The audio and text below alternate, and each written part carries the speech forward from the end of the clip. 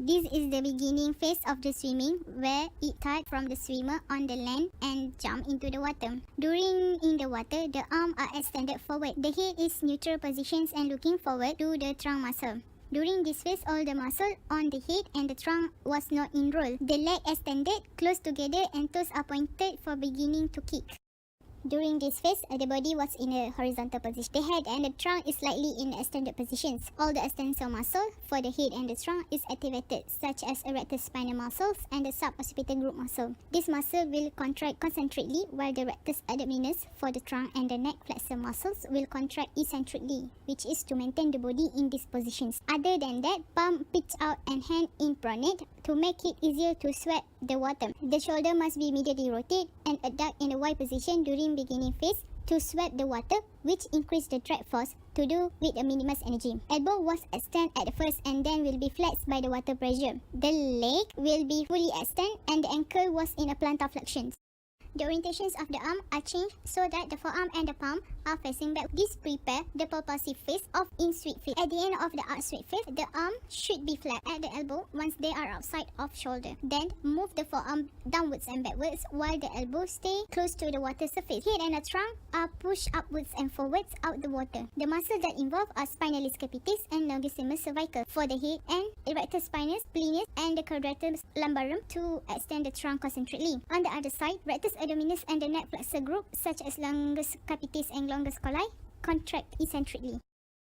During this phase, shoulder was in a maximum medial rotations, the elbow parallel to water surface, which the elbow flexed at 100 degree, and the hand was inwards and upward positions. This is because during this phase, the swimmer was get ready to take a breath before going back into the water. This will reduce the drag force on the skin and increase the lift force and the buoyancy of the body to float on the water. The head and the trunk in this phase was extend positions. All the extensor muscle of the head will contract concentrately to make the head was in extended position and easier the swimmer to take a breath before diving. The extensor muscle of the trunk also same with contract eccentrically to make sure the body can going up on the surface of water to take breath. All flexor muscle of the head and the trunk will contract eccentrically to maintain the body in this position. The hip was slightly dropped due to the extent of the trunk. The hip and knee in a flexion while the ankle was slightly dorsiflexion pattern because ready for kicking phase.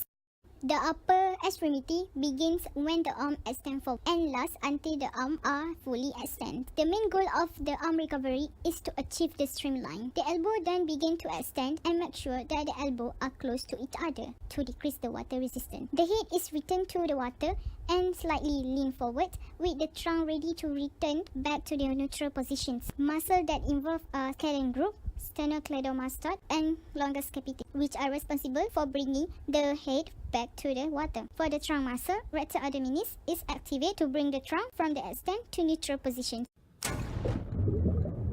Learn how to improve your stroke technique for a faster, more efficient swim.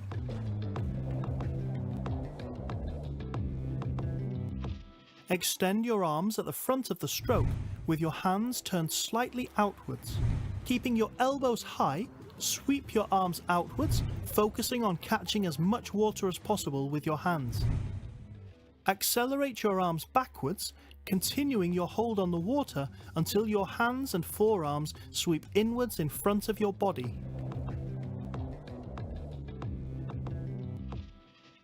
With your elbows tucked in, extend your arms to the front of the stroke, keeping them as close together as possible. Finger paddles can be used to help focus on improving your catch position and your arm pull. A pull buoy can be used to help you to focus on improving your arm pull.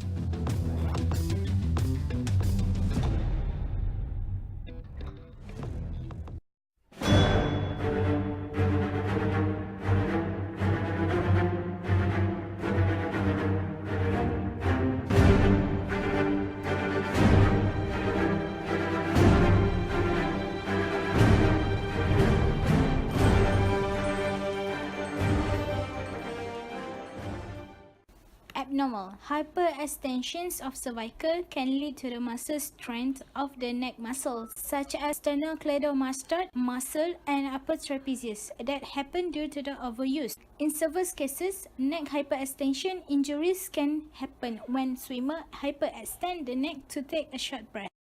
Hyperabductions of shoulder happen may be because of patient already have shoulder pain due to the repetitive use. The increased subscapularis activity along with the decrease of the action of teres minor lead to the relative increase in internal rotation. The increased internal rotation places the arm in a position that is vulnerable to the impingement.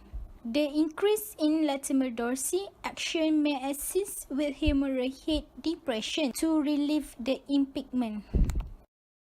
Adductions of fingers during outswept phase reduce the drag force that prevent the body to be pushed forward efficiently.